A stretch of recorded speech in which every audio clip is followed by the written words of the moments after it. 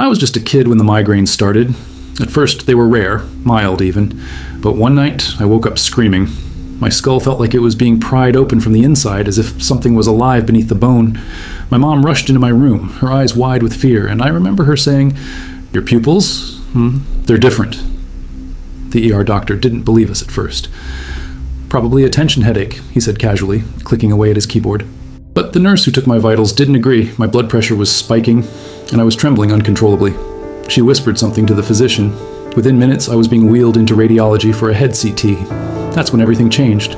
I remember lying there, the cold table pressing into my spine, the machine buzzing as if it were scanning more than just my brain. Like it was about to reveal something I wasn't supposed to know. The technician paused mid-scan. His face turned pale. He called someone else in. They looked at the monitor, and then at me, and then at each other. I wasn't allowed to see the screen, but I heard one of them say, almost whispering, "It looks like a tooth? A tooth," inside my brain. That word echoed in my chest like thunder. I sat up, the IV pulling at my arm. I wanted to scream, but no sound came out. Hours later, a neurosurgeon showed us the scan.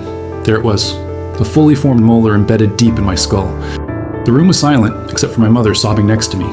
That day, I learned the word teratoma, but that was just the beginning. What followed would unravel everything I thought I knew about my body and my mind. My name is Jordan, and I was 14. When doctors found a fully developed human tooth growing inside my skull. Not in my mouth, not in my jaw, in my brain. It wasn't a tumor in the traditional sense. It was a rare phenomenon known as an intracranial teratoma, a type of germ cell tumor capable of growing different kinds of tissues: hair, bone, even teeth. Teratomas are strange by nature, but intracranial ones are even rarer, especially when they develop in adolescence with no prior symptoms. Mine had silently grown for years, lodged near my pineal gland, disrupting sleep patterns, balance, and eventually triggering painful migraines. But no one suspected a tumor, much less one that resembled part of a face. I lived in a small town in Oregon where medical specialists were hours away. The local clinic had limited resources, and my mom, who worked 2 jobs, couldn't afford unnecessary scans. It wasn't until my symptoms became impossible to ignore that I ended up in a regional hospital that could run the right tests. That decision probably saved my life. What followed was a whirlwind: brain surgery, experimental treatment, cognitive therapy, and a long journey of trying to understand why this happened to me. But it wasn't just about survival. The real transformation was internal. How do you process the fact that your own body tried to build another part of you, inside your brain? This is not just a medical anomaly. It's a story of identity, of fear, and of resilience. It's about what happens when your own biology turns into a riddle, and you're left to find the answer. Don't forget to subscribe, hit that like button, and comment below telling us what country and city you're watching from. It started with the dreams, vivid, disjointed, often terrifying. I'd wake up drenched in sweat, my heart racing like I'd been running. At first we thought it was just stress, school, puberty, a rough patch at home, but something about the dreams felt wrong. They weren't just nightmares. They felt like my brain was trying to send a message. The headaches came next.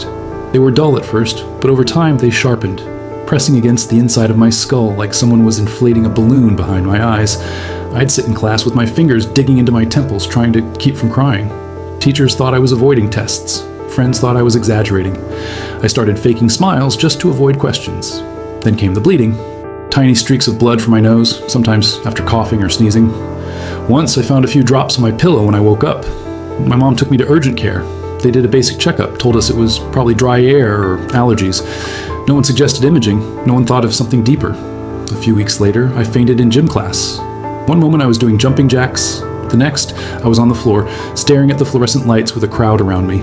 My ears were ringing, and the world felt like it was folding in on itself. That's when my mom insisted we go to the regional hospital. She didn't care about the cost anymore. At the hospital, the triage nurse noted my erratic pulse and dilated pupils. They ordered a CT scan almost immediately. I remember lying there, the machine humming around me, the ceiling tiles blurring above.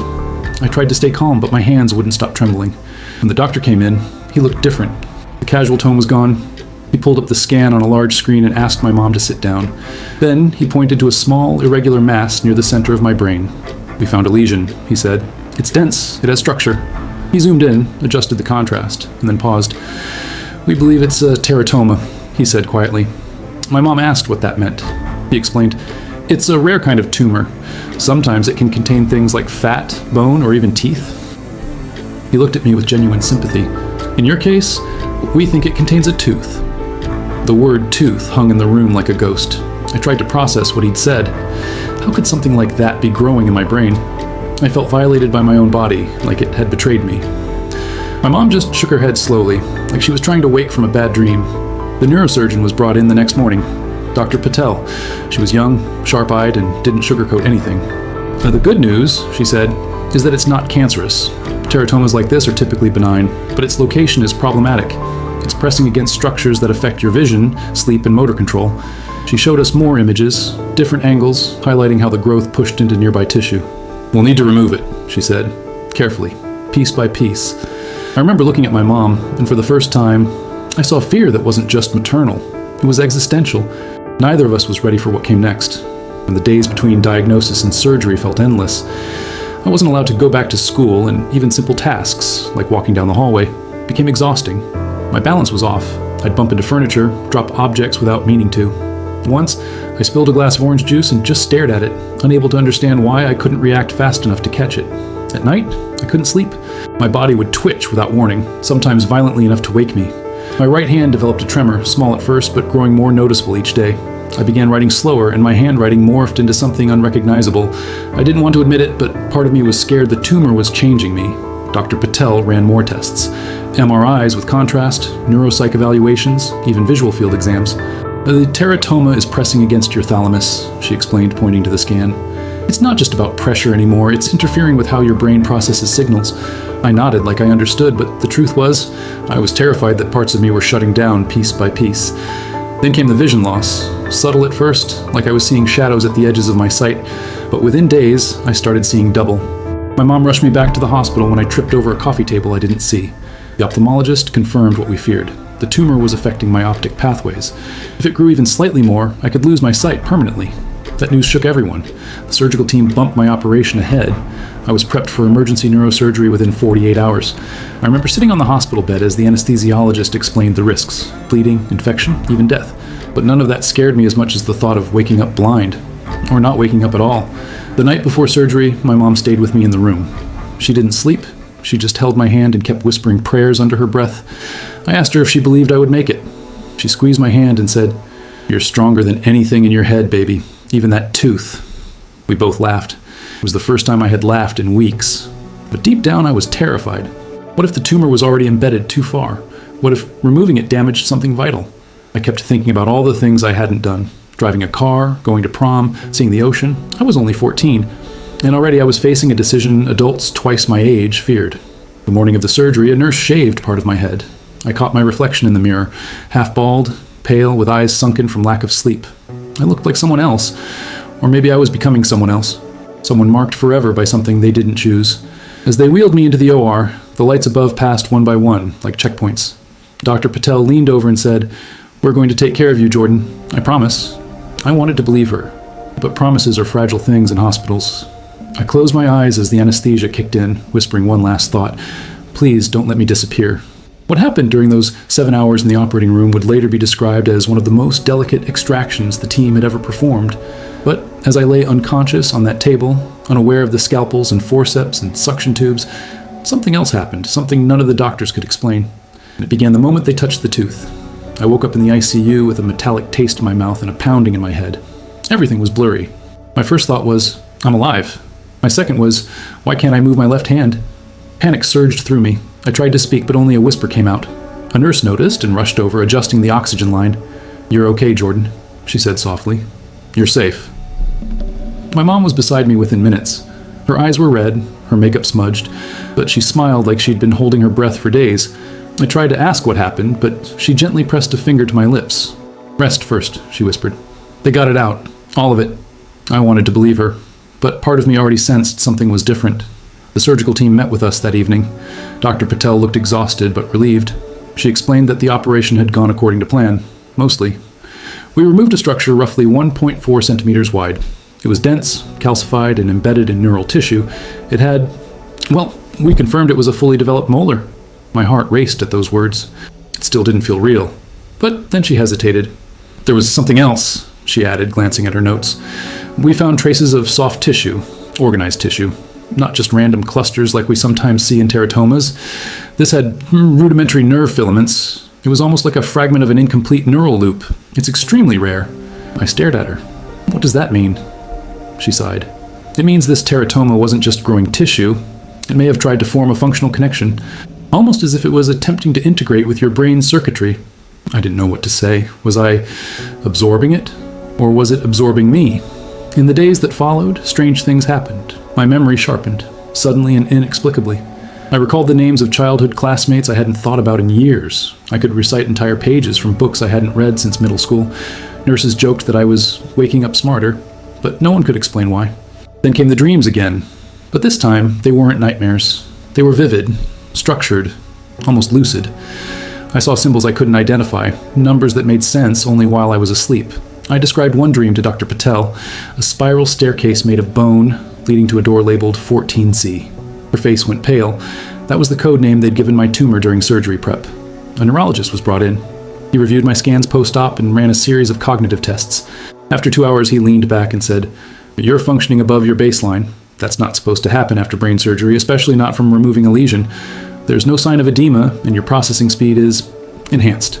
They sent tissue samples to a genetic lab in Seattle. 2 weeks later, the report came back. The teratoma contained fragments of DNA that matched mine, but with anomalies, mutations that didn't correspond to any known family history. Dr. Patel described it as genetic mirroring gone wrong, like my body had attempted to clone a piece of myself and failed. That was the moment the narrative changed. This wasn't just about removing a tumor. It became a question of identity, of origin. Had this mass been part of me since birth? A twin that never formed? Or something else? Something triggered by environmental or unknown genetic factors? Whatever the answer, one thing was clear. The tooth was only the surface. What lay beneath was far stranger and far more intimate. The weeks following the surgery blurred into a strange rhythm of rehabilitation, monitoring, and deep medical curiosity. What began as a recovery process had now turned into something more experimental. My case was flagged by a neurodevelopmental research team from Stanford. They contacted Dr. Patel with a proposal, one that neither of us expected. The team believed that my brain had undergone an unusual form of plasticity, that the neural disruptions caused by the teratoma may have prompted dormant regions of my brain to activate, regions normally inaccessible or underutilized. Your scans, the Stanford lead neurologist said, don't match any known post-operative pattern. It's like your brain rewired itself, and then some. They invited me to participate in a clinical study, a series of cognitive stimulation therapies using transcranial magnetic stimulation, TMS, along with genomic feedback integration. Essentially, they wanted to map how my brain had changed and see if they could enhance or reverse those changes. It sounded like science fiction. My mom wasn't convinced. "You're not their experiment," she told me firmly. "You need to rest, to heal." But something in me felt drawn to the idea. I wanted to understand what had happened inside me, not just the science, but the meaning. Why was I dreaming in symbols? Why did I feel more than myself? After many late-night talks, we agreed, on my terms. The research would be observational at first. No direct stimulation, just monitoring, interviews, tests. I flew to Palo Alto with my mom and settled into a sterile guest facility near the hospital. I was the youngest subject in the program, and the only one whose brain had grown a tooth. The testing began immediately. Sensory mapping, EEGs, deep memory drills. They even played complex musical patterns to me in sleep and asked me to replicate them when awake. To their astonishment, I could hum most of them back. They called it anomalous pattern retention. I called it weird. But I couldn't deny I was changing. One night, after an especially long test session, Dr. Liu, the lead neuroscientist, sat across from me. "Jordan," he said carefully, "we believe your brain was compensating for the presence of the teratoma by building alternate pathways. What's strange is it overcompensated. We're seeing activity in zones that shouldn't light up, and this could either be extraordinary or dangerous." That word, dangerous, echoed through my chest. He explained that some brain regions were firing unpredictably, including parts associated with sensory hallucinations and involuntary memory recall. You could experience episodes of dissociation or intense emotional states. We want to offer a therapy protocol that might stabilize things. I asked him what the risks were. His pause was long. "We could blunt some of the enhanced function," he said quietly. "You'd go back to normal, more or less, but you'd lose the edge, whatever it is that's giving you these abilities." I remember staring at the ceiling that night, the white light flickering softly, wondering who I would be if I gave it up. Would I still be Jordan without this strangeness? In the end, the decision was mine. After days of reflection, I chose not to undergo the stabilization treatment, at least not yet. I wanted to see where this path led. I wanted to explore the boundary between abnormal and extraordinary.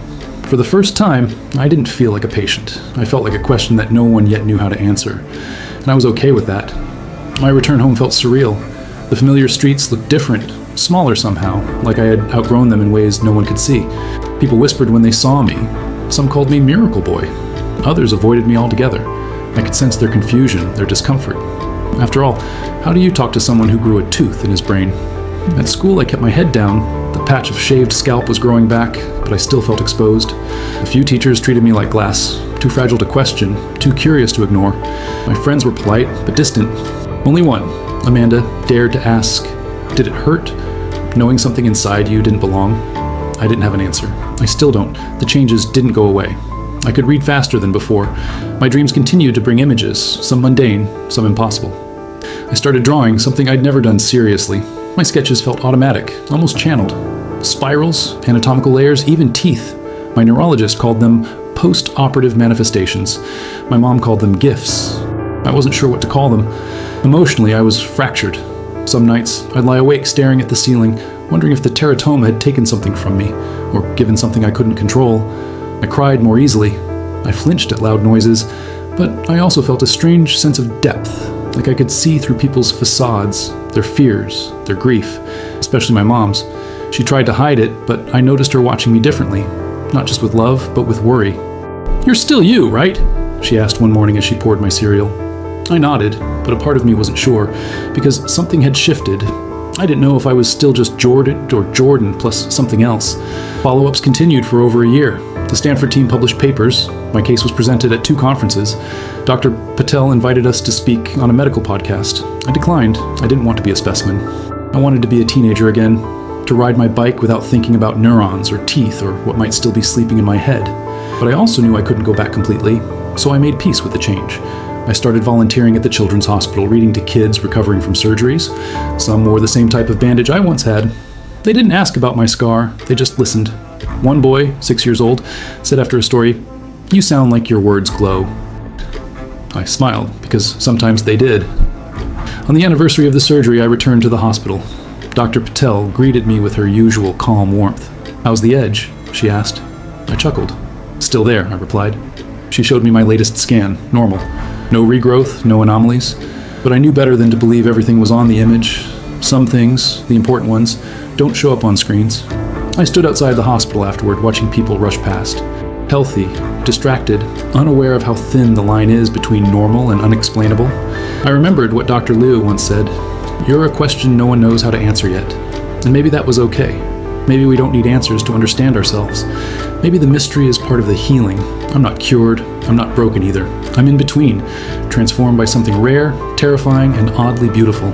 I used to think the tooth in my brain was an accident, a biological fluke.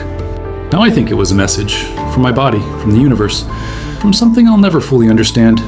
But I heard it, and I'm still listening. Looking back, I realized that my story was never just about a tumor. It was about perception, how we see ourselves when something inside us doesn't follow the rules. The teratoma didn't just grow in my skull, it shattered the illusion that the body is fully understood, that we are simply flesh and function. It forced me to see life as more than survival. It became a dialogue between fear and meaning. What I gained wasn't just neurological, it was spiritual. I began to see others differently. The silent pain behind smiles, the resilience in people who never get headlines. I met children with scars deeper than mine, mothers with prayers stitched into their voices. And in their stories, I found mirrors. The kind that show you not who you were, but who you can choose to become. If you've ever felt like something inside you doesn't make sense, like your story is too strange to share, know that you're not alone. Sometimes, the unexplainable is the beginning of becoming whole. Thank you for joining me on this journey. And if you want to hear more stories like this one, make sure to subscribe. I'll see you in the next chapter.